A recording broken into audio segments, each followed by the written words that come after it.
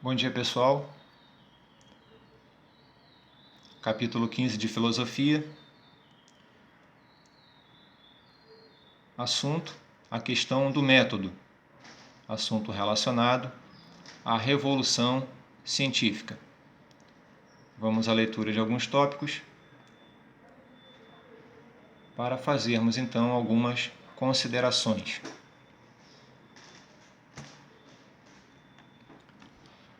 A revolução científica iniciou no século XV um conhecimento mais estruturado e prático, desenvolvendo formas empíricas de se constatar os fatos. Até a Idade Média, o conhecimento humano estava muito atrelado ao modo de concepção de vida que a religiosidade propagava. A ciência, por sua vez, estava muito atrelada à filosofia e possuía suas restrições. Mas o florescer de novas concepções, a partir do século XV, permitiu uma reformulação do modo de se constatar as coisas. A nova forma de pensar, comprovar e principalmente fazer ciência prosperou-se intensamente em um período que se prolongou até o fim do século XVI. Bom, pessoal, já observamos aqui no primeiro momento que a Revolução Científica ela traz como referência o século XV. Por quê? No século XV, em torno dos anos de 1450, nós temos aí o fim da Idade Média, com a queda do Império Romano do Ocidente e também o início das grandes navegações. E nós temos aí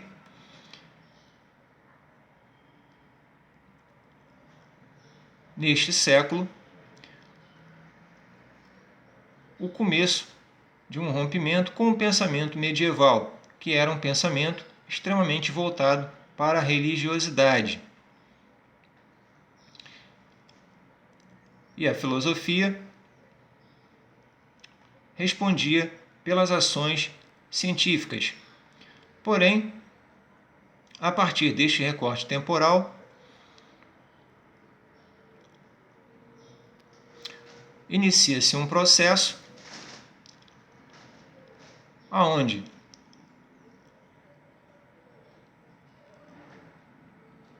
a ciência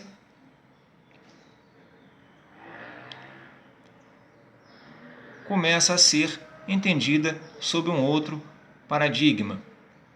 As respostas teológicas e filosóficas já não são suficientes. Há então uma necessidade do homem de buscar um conhecimento testado, um conhecimento mais técnico, um conhecimento científico, que lhe traga respostas baseadas na ciência, baseada no empirismo, repetindo, naquele conhecimento que é obtido através de experiências. Então nós temos aí o início de um rompimento com o pensamento religioso, com respostas apenas baseadas na fé. As concepções científicas, a partir de então, necessitarão de comprobabilidade, ou seja, de experiência, de teste, de empirismo, para se formar uma opinião mais sólida a respeito das questões.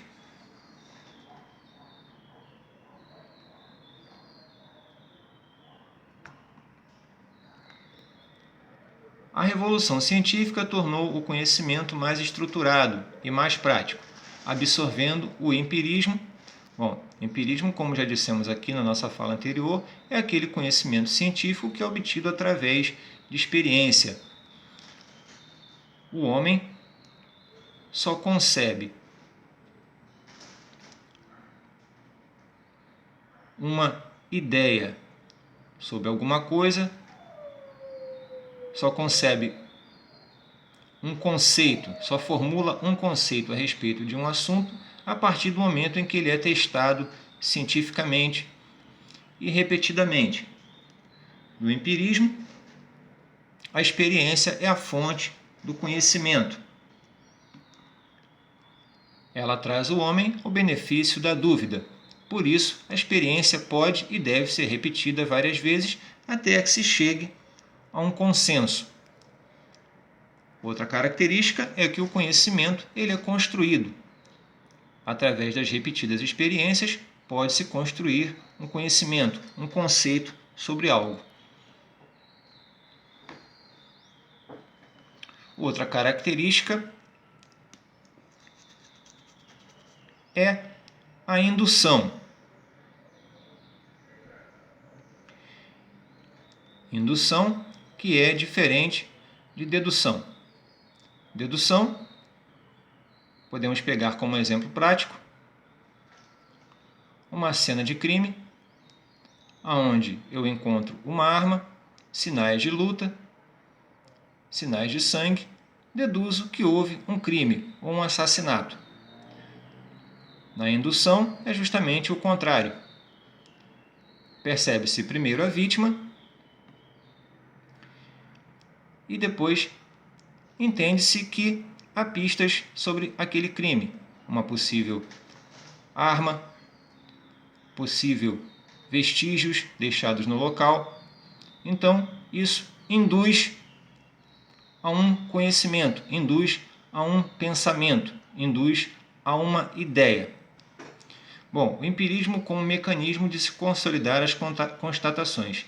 Esse período marcou uma ruptura com as práticas ditas científicas da Idade Média, fazem que a Igreja Católica ditava o conhecimento de acordo com os conceitos religiosos, embora na época tenha havido grande movimentação com a divulgação de novos conhecimentos e novas abordagens sobre a natureza e o mundo. O termo Revolução Científica só foi criado em 1939 por Alexandre Koyré.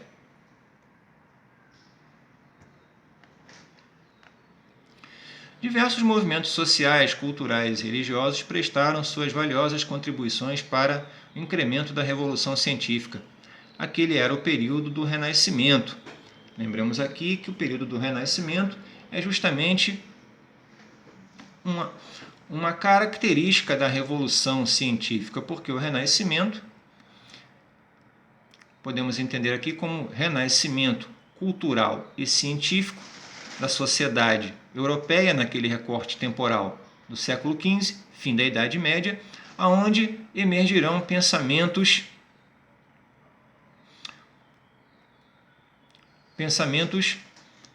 modernos, pensamentos científicos em todos os campos da sociedade, no campo cultural, econômico, político. De todas as formas, surgirá um novo pensamento, um pensamento renascentista que romperá parcialmente com o pensamento religioso, com o pensamento baseado na fé. Uma fase que pregava a volta da cultura greco-romana e propagava a mudança de orientação do teocentrismo para o antropocentrismo. Interessante isso aqui, porque o Renascimento ele sofreu grande influência da cultura greco-romana, que apesar de ser uma cultura da antiguidade, trazia conceitos extremamente atuais e necessários para aquele momento, baseado nas ideias de Platão e Sócrates, principalmente. A mudança do teocentrismo, ou seja, Deus como centro da Terra, para o antropocentrismo, o homem como centro de tudo. Entendemos aqui a percepção do homem, das suas necessidades, das suas carências, das suas virtudes, dos seus defeitos, o homem como ponto de observação central da vida. Outra característica era o humanismo, uma corrente de pensamento interessada em um pensamento mais crítico e principalmente valorizava mais os homens.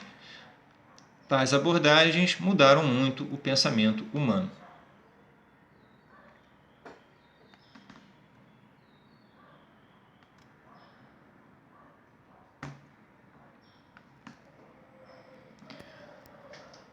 A ciência ganhou muitas novas ferramentas, passou a ser mais aceita e vista como importante para um novo tipo de sociedade que nascia. As comprovações empíricas ganharam espaço e reduziram as influências místicas da Idade Média. O conhecimento ganhou impulso para ser difundido com a invenção de Johannes Gutenberg. A imprensa, a capacidade de reproduzir livros com exatidão e espalhá-los por vários lugares, foi fundamental para a Revolução Científica, na medida em que restringia a possibilidade de releituras e interpretações equivocadas dos escritos. O modo místico da Igreja Católica de determinar o conhecimento perdeu ainda mais espaço com a Reforma Protestante. Os reformistas eram favoráveis à leitura da Bíblia em todas as línguas e também acreditavam que as descobertas da ciência eram válidas para apreciar a existência de Deus.